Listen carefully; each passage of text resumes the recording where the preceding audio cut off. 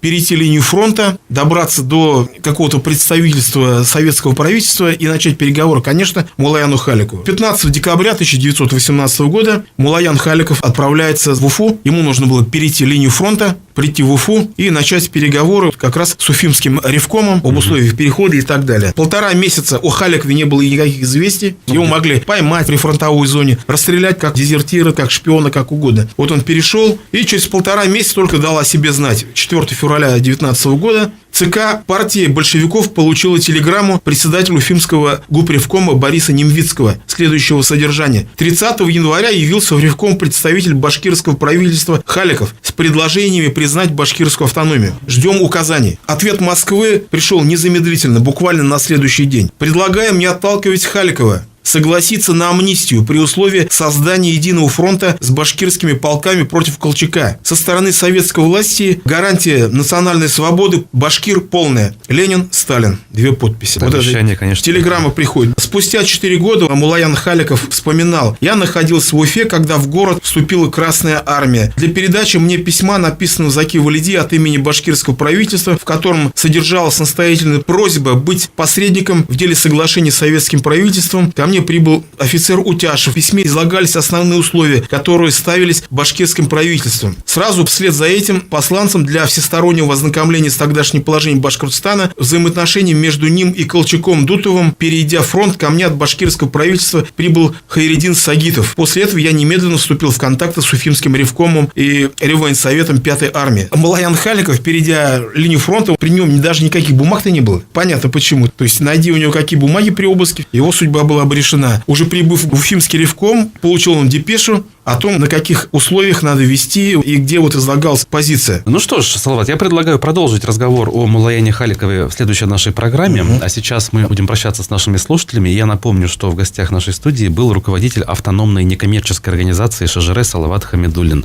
Всего доброго. Всего доброго. До свидания.